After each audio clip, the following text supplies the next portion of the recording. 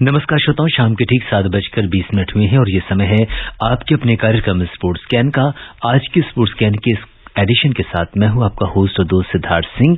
तमाम खेल खबरों पर विस्तार से चर्चा करने के लिए हमारे साथ स्टूडियो में आ चुके हैं वरिष्ठ खेल विशेषज्ञ गौस मोहम्मद। गौस, स्पोर्ट्स स्कैन कार्यक्रम में आपका स्वागत है। शुक्रिया सिद्धार्थ, सबको नमस्कार। सबसे पहले नजर अब तक की स्पोर्ट्स हेडलाइंस पर। भारत ने तीसरे और अंतिम एक दिवसीय अंतर्राष्ट्रीय क्रिकेट मैच में वेस्टइंडीज को जीत के लिए 266 रन का लक्ष्य दिया। ऑस्ट्रेलिया ने श्रीलंका को 5 2020 क्रिकेट श्रृंखला के पहले मैच में 20 रन से हराया। बेंगलुरु ओपन टेनिस टूर्नामेंट के पुरुष डबल्स में साकेत माइनेनी और रामकुमार रामनाथन की जोड़ी फाइनल में पहुंची और Indian super league ISL football tournament में अब से कुछ देर बाद हैदराबाद FC का मुकाबला बेंगलुरु FC से होगा। और सबसे पहले बात करते हैं क्रिकेट की। अहमदाबाद में तीसरे और अंतिम एक दिवसीय अंतर्राष्ट्रीय क्रिकेट मैच में भारत ने वेस्टइंडीज को जीत के लिए 266 रन का लक्ष्य दिया है। वेस्टइंडीज ने लक्ष्य का पीछा करते हुए ताजा समाचार मिलने तक अगर हम देखें तो 17 ओवर 1 गेंद का खेल समाप्त हो चुका है। 6 विकेट पर 81 रन का स्कोर है वेस्टइंडीज की। तो अगर हम देखें तो भारत की इस समय गौस एक मजबूत पकड़ दिखाई दे रही है, क्योंकि भारत ने टॉस जीतकर निर्धारित 50 ओवर में 265 रन बनाए थे और 266 रन का जो लक्ष्य दिया था। जी, और इतने ज्यादा स्कोर के बाद वेस्टइंडीज की टीम, जिनके बारे में अभी तक ये कहा जा रहा है कि अगर वो 50 ओवर भी कंप्लीट खेलते हैं तो वो भी उनके लिए बड़ी उपलब्धि है। तो यहाँ भारतीय टीम ने एक बार फिर साबित किया कि उनके हर खिलाड़ी में इतना दमखम है कि अगर नामी खिलाड़ी नहीं कुछ कर पाती तो बाकी की टीम, यानी कह सकते हैं एक संतुलित टीम। जी बिल्कुल। और अगर भारत की पारी की बात की जाए तो श्रेयस अय्यर ने 80 रन बनाए, ऋषभ पंत ने 56, दीपक चाहर ने 38 और वाशिंगटन सुंदर ने 33 रन की पारी खेली। 3 विकेट जल्दी आउट होने के बाद चौथे विकेट के लिए श्रेयस अय्यर और ऋषभ पंत ने 110 रन की साझेदारी की। हैडन वॉल्श ने पंत का विकेट लिया। उसके बाद सूर्य कुमार यादव 6 रन बनाकर फैबियन एलन की गेंद पर आउट हो गए। दीपक चाहर ने बल्ले से बढ़िया योगदान दिया और 38 गेंदों पर 38 रन की पारी खेली। जेसन होल्डर ने 4 जबकि हेडन वॉल्श और अजारी जोसेफ ने 2-2 विकेट लिए। ओडीन स्मिथ और फेबियन एलन ने एक खिलाड़ी को आउट किया। श्रृंखला में अगर हम देखें तो भारत पहले ही 2-0 की अजेय बढ़त बना चुका है और आज ऋषभ पंत की बात करेंगे, जिन्होंने 56 रन बनाए और ये ओडीआई में उनका 5वां अर्धशतक रहा और पिछले 8 ओडीआई पारियों में पंत का ये चौथा 50+ स्कोर रहा है। तो एक अच्छा ये कहेंगे कि उनकी जो अर्धशतकीय पारी थी, काफी बढ़िया खेल का प्रदर्शन किया। जी बेशक, और ऐसे वक्त में जबकि जरूरी था, आपके रोहित और विराट जैसे खिलाड़ी जल्दी चले गए, धवन चला गया, ये तीनों इतने परिपक्व खिलाड़ी हैं। और उसके बाद ऋषभ पंत, ये एक कह सकते हैं युवा जरूर हैं पर अनुभव उनके साथ बहुत बेहतर है। और रोहित ने जिस तरह, और धवन या कोहली अगर हम देखें तो वेस्टइंडीज ने जब इन तीनों के विकेट लिए थे तो उन्होंने ये उम्मीद जताई होगी कि हम भारत को 150 के नीचे रोक लेंगे। और वो नहीं जानते कि ऋषभ पंत है, वाशिंगटन सुंदर है जो अति सुंदर खेलते हैं, चाहर जो गेंदबाज हैं, लेकिन उन्होंने 38 रन बनाए।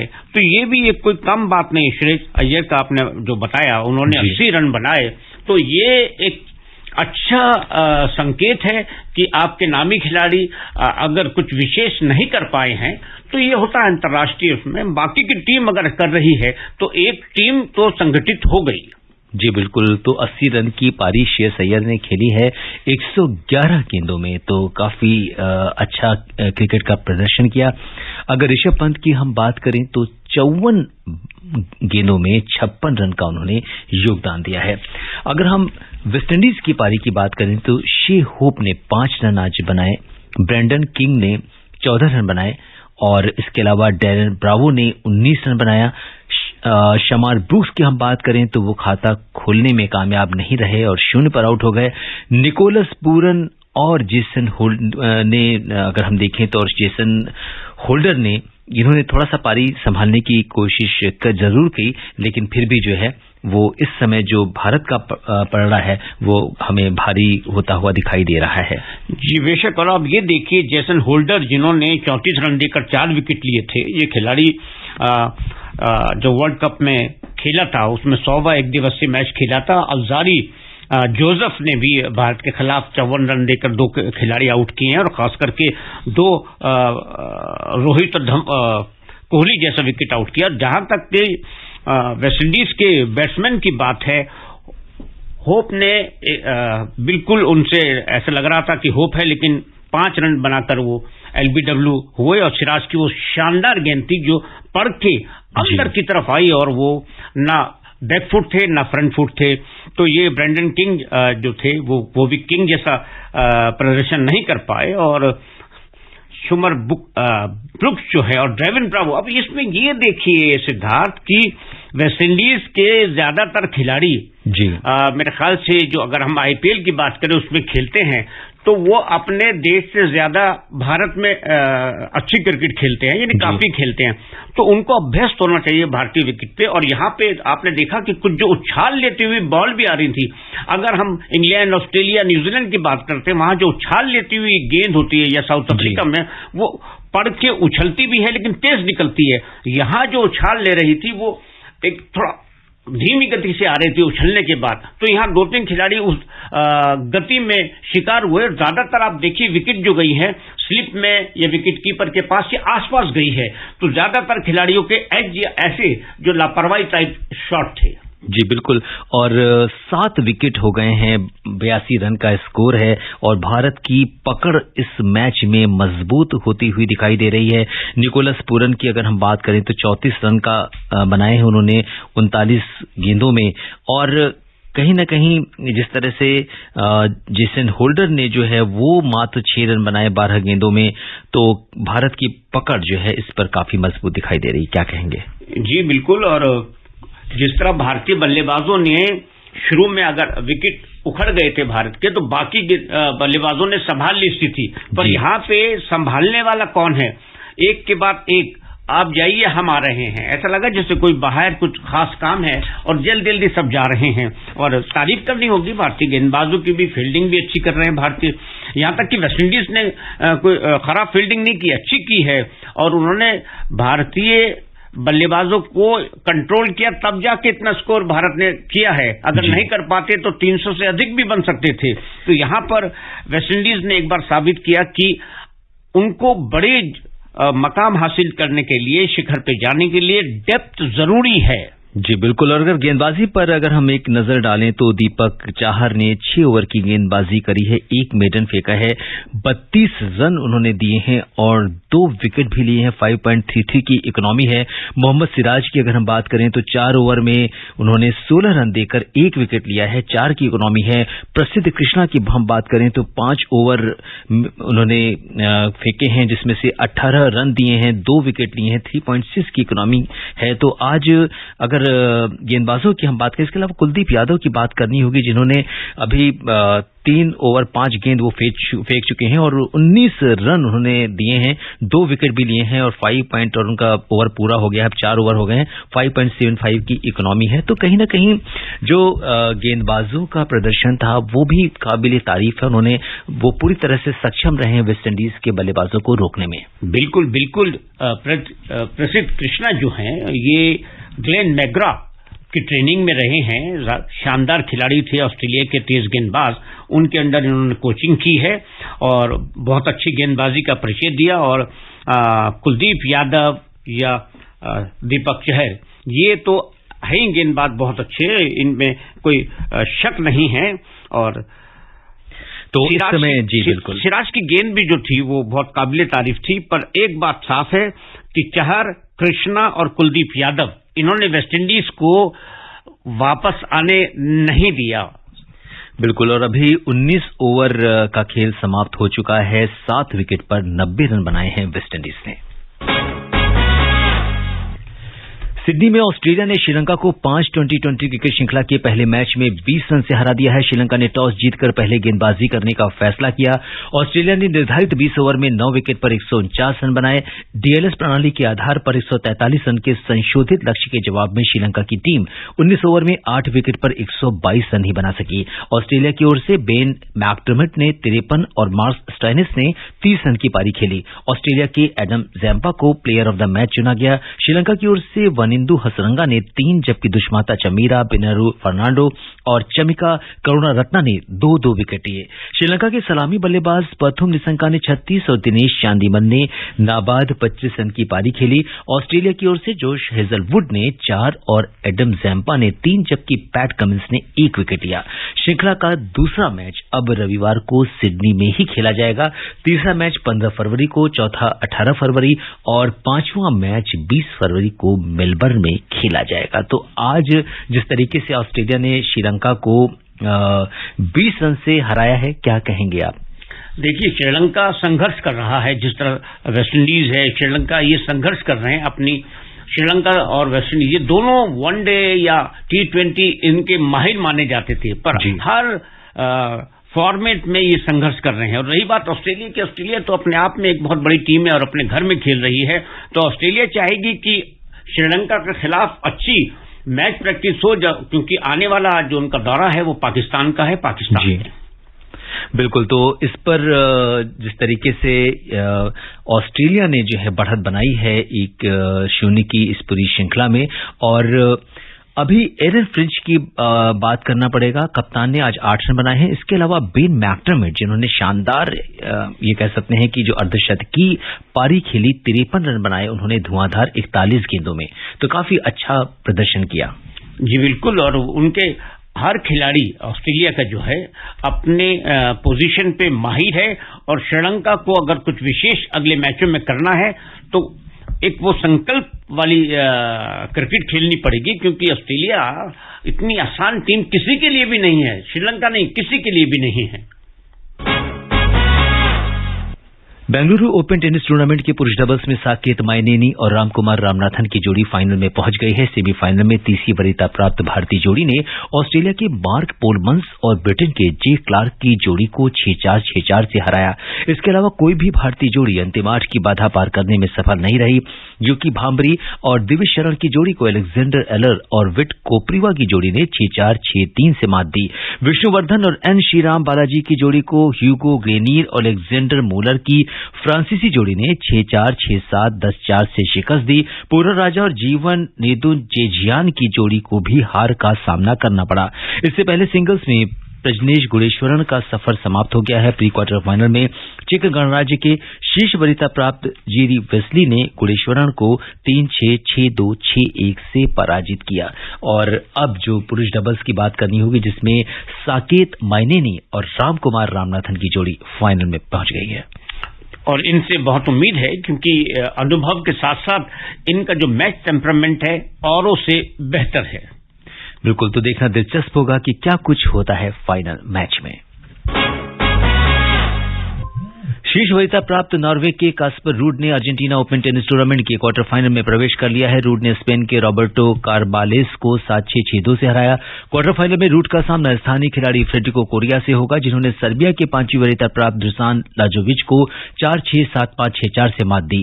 रूड ने घुटने की चोट के कारण ऑस्ट्रेलियन ओपन से नाम वापस ले लिया था, लेकिन वो अब चोट से उबर चुके हैं। अन्य मुकाबलों में स्पेन के फर्नांडो वर्डस्को ने ब्राजील के थियागो मोंटिएरो को 2-6, 6-3, 7-5 से हराकर अंतिम 8 में जगह बना ली है। इटली के तीसरी वरीयता प्राप्त लोरेंजो सोनेगो का सामना अर्जेंटीना के सेबेस्टियन बाएज से होगा। और अब बात करते हैं फुटबॉल की। Indian super league ISL football tournament में इस समय हैदराबाद एफसी का मुकाबला बेंगलुरु एफसी से हो रहा है। इस मैच को जीतकर हैदराबाद की टीम तालिका में अपने शीर्ष स्थान को बरकरार रखना चाहेगी। वहीं बेंगलुरु की टीम अब तक पिछले 9 मैचों में एक भी मैच नहीं हारी है और वो 15 मैचों में 23 अंकों के साथ तीसरे स्थान पर है। तो क्या कुछ लगता है आपको, क्या होने वाला है इस मैच में? देखिए, ऐसा है कि सबसे बड़ी बात ये इन मैचों को लेके हम यही कहेंगे कि जो बेंगलुरु और हैदराबाद का मैच है, हैदराबाद पहले स्थान पर है 26 अंक लेकर। और रही बात बेंगलुरु की, तो बेंगलुरु जो एक पीछे ऐसा लग रहा था कि काफी नीचे रहेगी, लेकिन अभी वो तीसरे नंबर पे चल रही है 23 अंक। तो ये एक मैच ऐसा है कि बेंगलुरु के पास अवसर है, अगर वो हैदराबाद के खिलाफ अच्छा खेलते हैं और 3 अंक लेने में कामयाब हो जाते हैं तो वो भी हैदराबाद के बराबर 26-26 अंक दोनों के हो जाएंगे। और इसके अलावा फिर एक और मैच है एटीके मोहन बगान और नॉर्थ ईस्ट यूनाइटेड का, ये भी बहुत सही रहेगा। मोहन बगान एक अलग मैच टेम्परामेंट टीम है और नॉर्थ ईस्ट यूनाइटेड एक बड़ी संकल्प वाली टीम है, उनको हराना इतना आसान नहीं है। और इससे पहले कल टूर्नामेंट में जमशेदपुर एफसी ने केरला ब्लास्टर्स को 3-0 से पराजित किया। जमशेदपुर की ओर से ग्रेग स्टीवार्ट ने 45वें और 48वें मिनट में 2 गोल किए, जबकि डेनियल चीमा चकू ने 53वें मिनट में गोल किया। इस जीत के साथ ही जमशेदपुर तालिका में दूसरे स्थान पर पहुंच गया है। उसके 14 मैचों में 25 अंक हैं। केरला ब्लास्टर्स हार के बाद 5वें स्थान पर पहुंच गई है और अगर हम इस तालिका को देखें तो शीर्ष पर फिलहाल हैदराबाद कायम है। जी, क्योंकि एक जमाने में अगर हम बात करें हैदराबादी फुटबॉल की जी, तो ओलंपिक जो टीम होती थी या किसी भी टूर्नामेंट में भारतीय टीम जाती थी तो वहां से 8-8 खिलाड़ी राष्ट्रीय टीम में होते थे। पर ये वो हैदराबाद यूनाइटेड नहीं है, इसमें लोकल फ्लेवर नहीं है, ये पेशेवर टीम है। ये एक अच्छी चीज है जो आईएसएल ने की है कि एक हैदराबाद की टीम खेल रही है, जिससे कि वहां जो फुटबॉल जो बहुत ही ज्यादा नंबर 1 खेल था अब नहीं है, लेकिन इनके खेलने से वहां फिर जागृत होंगे फुटबॉल प्रेमी। वहां एक से फुटबॉलर रहा है तो इससे फायदा होगा हैदराबाद की फुटबॉल को। बात करते हैं हॉकी की। FIH pro league hockey tournament में कल भारत का सामना फ्रांस से होगा। लीग में रविवार को भारत का सामना दक्षिण अफ्रीका से होगा। इससे पहले शानदार प्रदर्शन करते हुए भारत ने दक्षिण अफ्रीका को 10-2 से हराया था। तो इस समय टीम काफी फॉर्म में चल रही है और क्या कुछ लगता है इस मुकाबले में?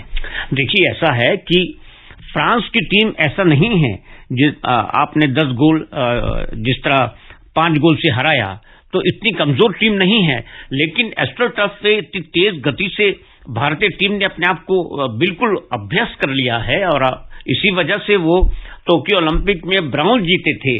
और ये एक अच्छी चीज है कि जो रीड की जो कोचिंग है उन्होंने इन खिलाड़ियों को संगठित करके रखा है, क्योंकि आने वाले टाइम में कॉमनवेल्थ गेम्स या एशियाई खेल जो होने हैं उसमें देखिए पहला मैच भारत ने फ्रांस को 5-0 से हराया था, फिर साउथ अफ्रीका को 10-2, यानी साउथ अफ्रीका की टीम बहुत फिट है। जब एक बार यहां आई थी 5 टेस्ट की सीरीज खेली थी, वो अच्छा खेलते हैं लेकिन उनकी जो एबिलिटी है, उनकी जो फिनिशिंग है वो इतनी बेहतर नहीं है। और भारतीय हॉकी क्योंकि रग रग में बसी है हमारे खिलाड़ियों को, तो वो जो फिनिशिंग है उसमें जो उनका शातिर दिमाग है, जो उनकी फिनिशिंग है, वो किसी भी टीम से बेहतर होती है अगर उनको मौका मिल जाए। तो जो कल मैच होगा सिद्धार्थ फ्रांस के साथ भारत का, ये हर टीम को प्रो लीग में एक टीम से 2 मैच खेलने हैं। तो मेरे ख्याल से ये मैच में फ्रांस ने जो पहला मैच 0 के मुकाबले 5 गोल से गंवाया था, वो ये कोशिश करेगा कि शायद कुछ देखे वो और भारतीय टीम को रोकने की कोशिश करे। तो देखना ये है कि भारतीय फॉरवर्ड अपने गोलों की संख्या बढ़ाएंगे या फ्रांस रोकने में कामयाब होता है और कम गोल से हारता है। जी बिल्कुल, तो ये मुकाबला बहुत दिलचस्प होने वाला है जिस पर हमारी नजर बनी रहेगी। बीजिंग में शीतकालीन ओलंपिक में ऑस्ट्रिया के जोहान्स स्ट्रोल्स ने अल्पाइन संयुक्त दौड़ स्पर्धा का स्वर्ण पदक जीत दिया है। 1988 के कैलगरी ओलंपिक खेल में उनके पिता हर्बर्ट ने भी अल्पाइन स्कीइंग स्पर्धा में स्वर्ण पदक हासिल किया था। इस तरह से ओलंपिक में एक ही स्पर्धा में स्वर्ण जीतने वाले वो पहले पिता पुत्र की जोड़ी हैं। नॉर्वे के अलेक्जेंडर ओमोद किल्डे ने रजत पदक जीता।